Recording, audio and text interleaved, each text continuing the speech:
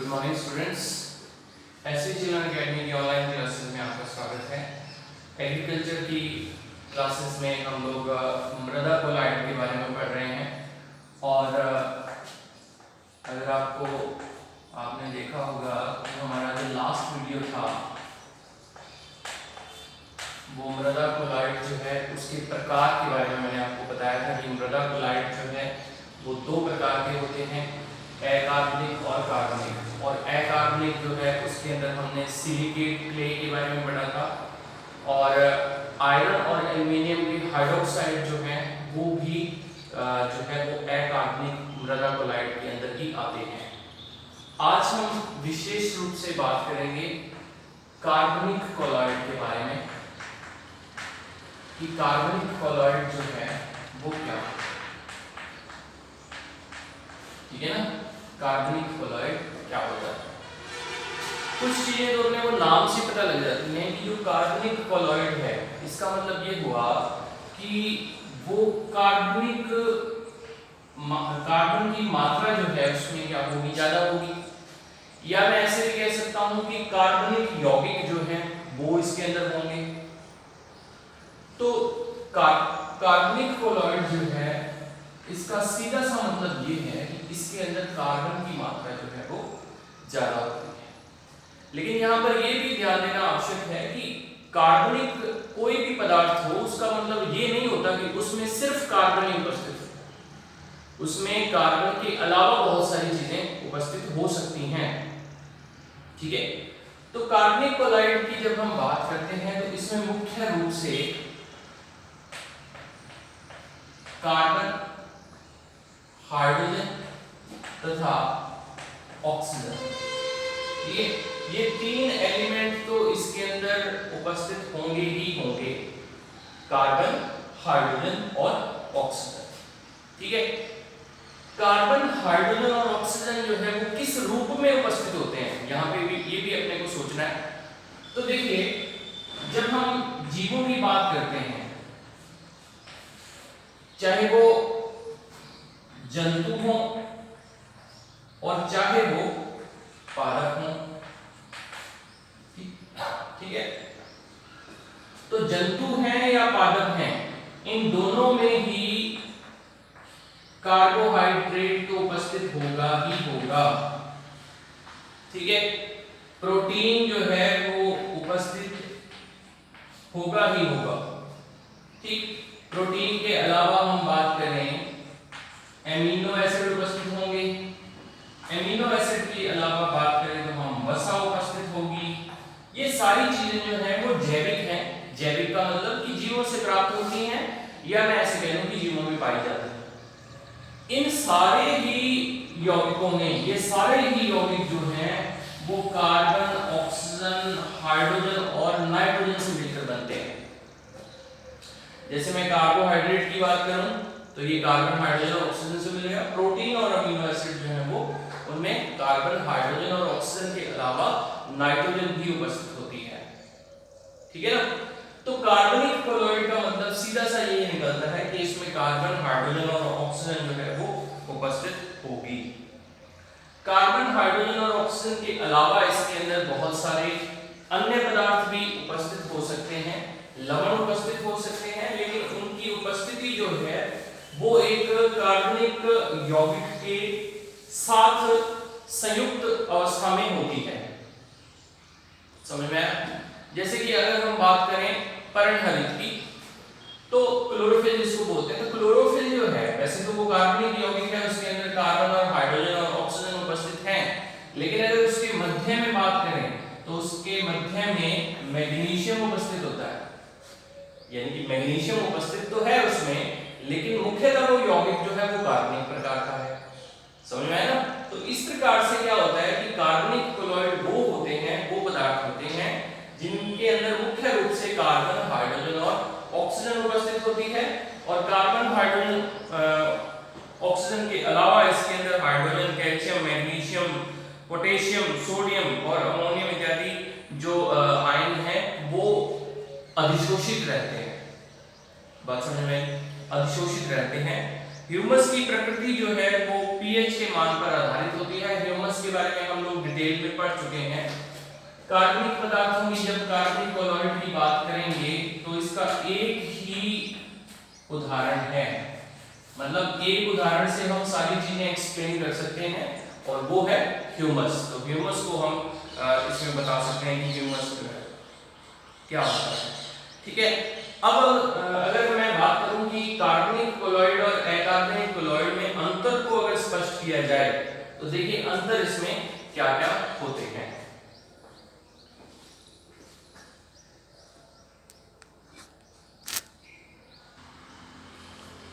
तो देखो बच्चों, अगर हम अकार्बनिक मृदा कोलॉइड और कार्बनिक मृदा कोलॉइडों की बात करें और उनमें अंतर की बात करें तो इस सारणी से जो अंतर है वो स्पष्ट हो जाते हैं। देखिए, अगर पहले संरचना की बात करें तो अकार्बनिक मृदा कोलॉइड जो है, जैसा कि हमने कल भी पढ़ा था कि वो सिलिकेट क्ले जो होती है, क्ले को हिंदी में मृतिका कहा जाता है, तो सिलिकेट क्ले आयरन और एल्युमिनियम के ऑक्साइडों से बने होते हैं। मेनली इनके अंदर ये चीजें उपस्थित होती हैं और इनसे मिलकर अकार्बनिक मृदा कोलॉइडों का निर्माण होता है। लेकिन अगर हम कार्बनिक मृदा कोलॉइड की बात करें तो इसमें देखिए कि ह्यूमस उपस्थित होता है, यानी कि कार्बनिक मृदा कोलॉइडों का एक ही घटक है ह्यूमस और अकार्बनिक मृदा कोलॉइड जो है उसमें मृतिका आ जाती है, सिलिकेट क्ले आ जाती है, आयरन और एल्युमिनियम के ऑक्साइड आ जाते हैं। तो आयरन के ऑक्साइडों की अगर बात करें तो अपन Fe2O3 हो सकता है, Al2O3, जैसे कि मैंने कल एल्यूमिना की बात करी थी तो Al2O3 जो है वो एल्यूमिना होता है। ठीक है, ऐसे ही अगर संरचना की बात करें, अगर हम उसकी रासायनिक संरचना और रासायनिक बंधों की बात करें तो अकार्बनिक मृदा कोलॉइड जो है उसमें सिलिकॉन उपस्थित होता है, एल्युमिनियम, आयरन और ऑक्सीजन। जैसा कि हम यहाँ देख भी रहे हैं कि सिलिकेट मृतिका का मतलब होता है कि इसमें सिलिका उपस्थित है या सिलिकॉन उपस्थित है, एल्युमिनियम और आयरन और ऑक्सीजन, ये चार चीजें ये हो गई हैं। तो ये टोटल जो है चार एलिमेंट हैं जो कि अकार्बनिक मृदा कोलॉइड की रासायनिक संरचना का निर्माण करते हैं। और अगर हम कार्बनिक मृदा कोलॉइड की बात करें तो इसमें आप देख रहे हैं कि कार्बन, हाइड्रोजन और ऑक्सीजन इसके अंदर उपस्थित होते हैं मुख्य रूप से। ठीक है, इसके अलावा जैसे इसके अंदर अधिशोषित रूप में बहुत सारे लवण भी उपस्थित होते हैं, लेकिन अगर हम मुख्य रूप से बात करें कि जो बड़ा भाग है वो कार्बन, हाइड्रोजन और ऑक्सीजन से बना होता है। फिर अगर बात करते हैं अकार्बनिक मृदा कोलॉइड की तो इनकी जो प्रकृति है वो खनिज प्रकार की होती है। खनिज का मतलब ऐसे पदार्थ जो खानों से प्राप्त होते हैं, और आपने देखा होगा एल्यूमिना हुआ, Fe2O3 हुआ, हेमेटाइट हुआ, ये सारी चीजें जो है वो हमें भूमि से प्राप्त होती है। खान जो है, जो माइंस हैं उनमें से प्राप्त होती हैं, यानी कि हम कह सकते हैं मृदा में पाई जाती हैं। लेकिन जो कार्बन, हाइड्रोजन और ऑक्सीजन है ये जो है वो कार्बनिक पदार्थ है, मृदा के ऊपर जीवों के रूप में ये उपस्थित होते हैं। ठीक है, और जीवों में चाहे वो जंतु हो चाहे पादप हो, दोनों ही जीवों में कार्बन, हाइड्रोजन, ऑक्सीजन और ये चीजें उपस्थित रहती हैं। धनायन विनिमय क्षमता जो है और जल धारण क्षमता जो है वो इनकी कम होती है। उसका कारण ये है कि एल्युमिनियम हुआ, आयरन हुआ, ऑक्सीजन, सिलिकॉन ये हुआ, ये क्या है कि जब अपने यौगिक बनाते हैं तो वो उदासीन प्रकार के यौगिक बनते हैं, जिसके कारण वो जल के साथ बंध बनाने की जो क्षमता है उनकी वो कम होती है, इसलिए जल धारण क्षमता कम हो जाती है।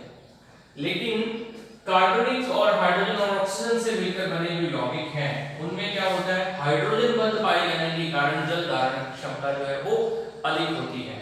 तो ये एक विशेष इनके अंदर प्रकृति पाई जाती है।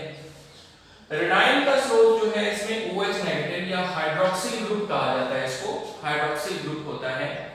जैसे कि हमने अगर हम एल्युमिनियम की बात करें तो एल्युमिनियम जो है एल्यूमिना के रूप में यहाँ पर उपस्थित है, और ये एल्यूमिना जो है अगर हाइड्रोजन के साथ रिएक्ट करता है तो एल्युमिनियम के हाइड्रोक्साइड बन जाएंगे, और हाइड्रोक्साइड में जो नेगेटिव चार्ज होगा वो किसकी वजह से होगा, OH नेगेटिव की वजह से होगा। जैसे कि एल्युमिनियम हाइड्रोक्साइड का फार्मूला ये होता है AlOH3। तो OH की जो स्ट्रक्चर है वो देखिए AlOH, OH और OH, यानी कि मतलब ये हुआ OH जो है उसके ऊपर नेगेटिव चार्ज है, एल्युमिनियम पे पॉजिटिव आता है, तो OH जो है वो क्या करेगा, नेगेटिव चार्ज को इसमें बैलेंस करेगा। ठीक भाई। धनायन विनिमय क्षमता जो है इसकी 3 से 100 सेंटीमोलर होती है, पर केजी के हिसाब से होती है। इधर अगर बात करें तो ऋणायन स्रोत जो है वो कार्बोक्सिलिक समूह, ये कार्बोक्सिलिक समूह होता है, ये फिर हाइड्रोक्सिल समूह हो गया, और ये होता है फिनोलिक समूह। ठीक है, ऐसा आप कार्बनिक केमिस्ट्री के अंदर 10th में आप लोगों ने या 11th में पढ़ा होगा। COOH यानी कि कार्बोक्सिलिक समूह, OH यानी कि हाइड्रोक्सिल समूह, और ये होता है फिनोलिक समूह। तो इनकी वजह से इनके अंदर ऋणायन के जो है आवेश वो उत्पन्न होता है, या मैं कह दूं कि ऋणायनिक स्रोत जो है इनके ये आवेश होते हैं। अब कोई सोचेगा कि ये होते क्या है, तो ये जब इनकी हम संरचना पढ़ेंगे तो संरचना में ये उपस्थित होते हैं। आप ध्यान से देखो, इस COOH ग्रुप को देखो, ये किससे बना, मिलकर कार्बन से, हाइड्रोजन से और ऑक्सीजन से। ठीक है ना, तो मतलब ये हुआ कि ये वो ही चीजें उपस्थित है इसके अंदर जो हमने ऊपर पढ़ रखी हैं। फिर अगर बात करें इसकी क्षमता की, धनायन विनिमय क्षमता की, तो इसकी 150 से लेकर 300 सेंटीमोल पर केजी इसकी क्षमता होती है। ठीक है भाई, तो ये आपको इसमें अंतर जो है वो याद रखने हैं कि इसके अंदर अगर अपन डिफरेंस करें तो ये कैसे जो है वो अंतर अपने को करने हैं। ठीक है, ये इंपॉर्टेंट है, ऐसा क्वेश्चन अपने से पूछा भी जा सकता है। इसके बाद में जो हमारा नेक्स्ट टॉपिक है वो है कार्बनिक मृदा कोलाइडों का महत्व। ठीक है, इंपॉर्टेंस जो है वो क्या है कार्बनिक मृदा कोलाइडों की। तो कार्बनिक मृदा कोलाइड जो है उनकी इंपॉर्टेंस की मैं बात करूं तो देखो भाई, इंपॉर्टेंस जो है यहां हम हेडिंग लिख देते हैं, कार्बनिक कोलाइडों का महत्व, इंपॉर्टेंस। ठीक है, क्योंकि कार्बनिक कोलाइड जो है वो ह्यूमस ही होता है, ह्यूमस को ही कार्बनिक कोलाइड कहा जाता है। तो मतलब ये हुआ कि जो इंपॉर्टेंस मैं यहाँ पर बताऊंगा वो किसकी इंपॉर्टेंस होगी, ह्यूमस की ही इंपॉर्टेंस होगी। ठीक है, पहला देखो मृदा संरचना, मतलब ये हुआ कि हमने जब मृदा की हम बात करते हैं, मृदा, तो मृदा जो है वो किस किस चीजों से मिलकर बनती है, सिलिका से मिलकर बनती है, कार्बनिक यौगिकों से मिलकर बनती है, अकार्बनिक लवणों से मिलकर बनती है, खनिजों से मिलकर बनती है, जल होता है उसके अंदर, ऑक्सीजन होती है, वायु होती है, नाइट्रोजन होती है, ये सारी चीजें होती हैं, और एक मुख्य रूप से उसका एक भाग क्या होता है, ह्यूमस होता है। यानी कि कार्बनिक कोलाइड जो है वो मृदा संरचना के अंदर अपना योगदान देते हैं। फिर इसके बाद में है धनायन विनिमय क्षमता। तो धनायन विनिमय क्षमता के बारे में तो हम लोगों ने बात कर ली पहले कि धनायन विनिमय क्षमता जो है वो कार्बनिक कोलाइडों की वजह से बढ़ जाती है, और वो कितनी हो जाती है, अभी अभी यहाँ हमने पढ़ा था कि 150 से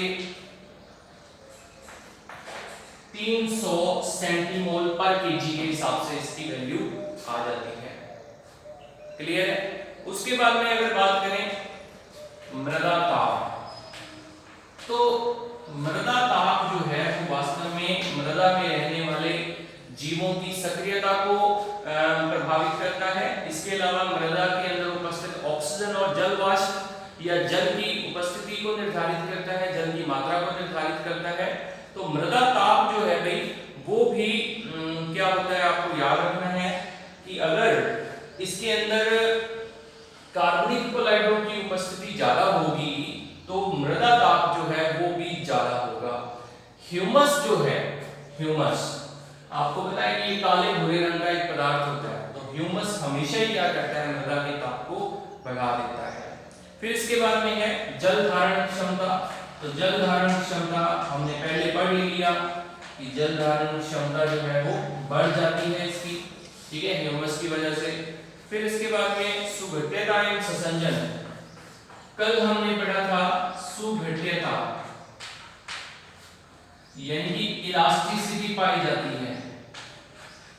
ठीक है, इलास्टिसिटी का मतलब ये है कि मृदा के अगर कणों को खींचा जाए तो वो वापस अपनी उसी स्थिति में तो उनको छोड़ने पर, बल हटाने पर वापस अपनी उसी पोजीशन में आ जाते हैं। इसका मतलब उनमें इलास्टिसिटी या प्लास्टिसिटी हमने लिखा था वो पाई जाती है।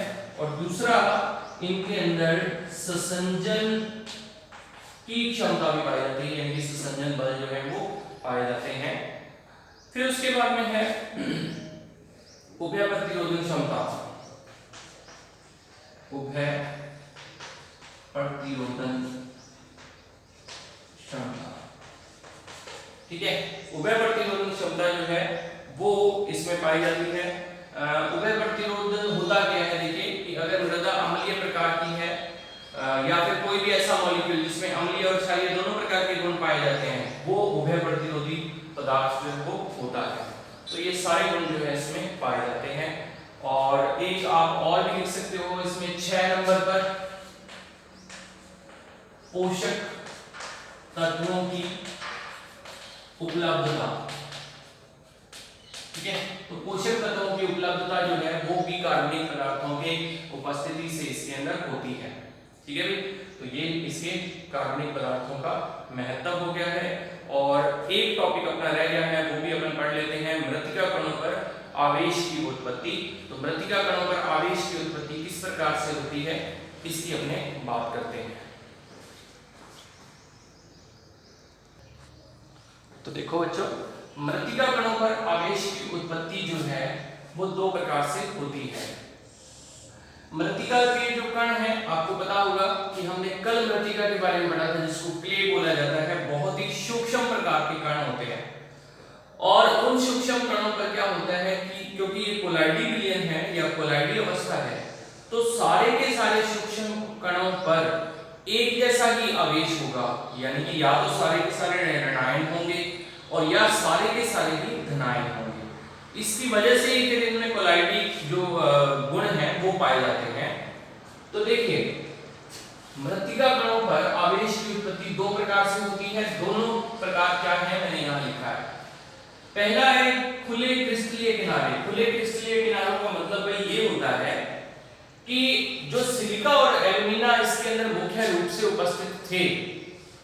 कल हमने मृत्तिका की संरचना के बारे में पढ़ा था, जिसमें आपने सिलिकेट क्ले की अवस्था पढ़ी थी। सिलिकेट क्ले जो है उसकी संरचना हमने लियोनाइट और मोंटमोरिलोनाइट पढ़ा था, इलाइट प्रकार पढ़ा था, और हमने Fe और एल्युमिनियम के ऑक्साइड भी पढ़े थे। तो वास्तव में क्या होता है कि जो इनकी जो स्ट्रक्चर है सिलिका की और एल्युमिना की, उस स्ट्रक्चर में, उस संरचना में मुक्त संयोजकताएं पाई जाती हैं। उन मुक्त संयोजकताओं पर क्या होता है, ऑक्सीजन और OH का योग होता है और वो संयोजी अवस्था में पाए जाते हैं, ठीक है। इसमें संयोजी अवस्था में पाए जाते हैं। यहाँ पे जैसे एक एग्जांपल हमने देखा कि SiOH है, जो सिलिकॉन हाइड्रोक्साइड है। सिलिका की सतह के ऊपर कौन उपस्थित है, OH। और ये OH जो है वो एक मुक्त अवस्था में है, यहाँ पर मृदा के अंदर मुक्त अवस्था में है। इस OH से जब ये संयोग करेगा तो ये SiO नेगेटिव बना लेगा, यानी कि देखिए इसके ऊपर चार्ज आ गया OH और ये हाइड्रोजन जो है हट जाएगी। ये बेसिकली हुआ क्या है कि ये वाली जो हाइड्रोजन है ना, इस OH के साथ संयोग कर लेती है ऐसे करके। तो आप देख रहे हैं कि H और OH मिलकर H2O बना लेते हैं और SiO जो है वो अकेला रह जाता है। तो इस प्रकार से इसके ऊपर आवेश की उत्पत्ति हो जाती है। यानी कि देखो, पहले तो SiO जो है वो न्यूट्रल था, उदासीन था। अब इसके ऊपर कौन सा आवेश आ गया, यहाँ पर माइनस आवेश या नेगेटिव चार्ज आ गया, ठीक है। सेम एग्जांपल दूसरा है, एल्युमिनियम हाइड्रोक्साइड है। इसके ऊपर OH की रिएक्ट करवाते हैं, OH की अभिक्रिया करवाते हैं, वही रिएक्शन होगी। ये हाइड्रोजन इस वाटर के साथ रिएक्ट करेगा, OH के साथ रिएक्ट करेगा और वाटर बना देगा, और पीछे रह के जाएगा AlO रह जाएगा, यानी कि AlO नेगेटिव रह जाएगा। बात क्लियर हुई, ठीक है। चलो, तो ये तो पहला इसका प्रकार हो गया कि आवेश जो है किस प्रकार से उत्पन्न होता है, कि सिलिका और एल्युमिना या जो भी सिलिकेट क्ले है उसके मुक्त जो संयोजकताएं होती हैं उनके ऊपर OH का अटैक हो जाता है या ऑक्सीजन का संयोग होता है, जिसकी वजह से इसके ऊपर आवेश उत्पन्न हो जाता है। फिर हम बात करते हैं समाकृतिक प्रतिस्थापन की। तो ये बहुत आसान है। प्रतिस्थापन का मतलब होता है भाई किसी चीज को एक जगह से दूसरी जगह शिफ्ट कर देना। ठीक है, जैसे मैं प्रतिस्थापन का मतलब यहां आपको बता देता हूं कि जैसे ए बी प्लस सी है मान लिया, ठीक, तो अगर अपने क्या करें, सी को तो यहां रख दें और बी को यहां लेकर आए, ठीक है, तो इसको हम क्या बोलेंगे, डिस्प्लेसमेंट हो गया ना। तो मतलब ये कि AC प्लस बी बन जाएगा। देखो ध्यान से, B की जगह कौन आ गया, C, और C की जगह कौन चला गया, B। तो ये इस प्रकार से इसका जो है वो ट्रांसफर हो जाता है। ये सेम जो पोजीशन है, ये सेम अभिक्रिया है यहां हुई है। देखो यहां पर ये है O2 नेगेटिव, Si+4 और O नेगेटिव, ये इसके ऊपर मैंने चार्ज लिखे हैं। उधर आप देख रहे हैं कि सिलिकॉन को हटा के एल्युमिनियम जो है वो सिलिकॉन की जगह आ जाता है और इस प्रकार से इसके ऊपर आवेश की उत्पत्ति हो जाती है, या आवेश जो है वो चेंज हो जाता है। तो यहां आप देख रहे हैं O2 नेगेटिव, Al+3 और O नेगेटिव बन गया। बात क्लियर हुई। इसमें देखो, इसमें एल्युमिनियम उपस्थित है और एल्युमिनियम की अभिक्रिया जो है वो किसके साथ करवा दी गई, मैग्नीशियम के साथ। तो एल्युमिनियम को हटाकर एल्युमिनियम की जगह पर कौन आ गया, मैग्नीशियम आ गया। तो इसको हम बोलते हैं समानुपातिक प्रतिस्थापन। बात समझ में आई। तो सिलिका के जो कण हैं उन कणों पर किस प्रकार से आवेश की उत्पत्ति होती है, ये हमने इस टॉपिक में आज पढ़ा। दूसरी बात आपको ये ध्यान रखना है कि अब जो ये लेसन था ये हमारा कंप्लीट हो चुका है और इस लेसन में हम लोगों ने अब तक मृदा की कोलाइडी प्रवृत्ति के बारे में पढ़ा था। हमने इसमें ये पढ़ा कि कोलाइडी विलयन क्या होते हैं और कोलाइडी विलयनों के गुण पढ़े थे हमने। कोलाइडी विलयन, ठीक है, फिर हमने इसमें मृदा कोलाइड के बारे में पढ़ लिया कि कोलाइडी विलयन के जो गुण हैं वो मृदा में अगर पाए जाते हैं तो फिर उसको मृदा कोलाइडी या मृदा कोलाइड कहा जाएगा।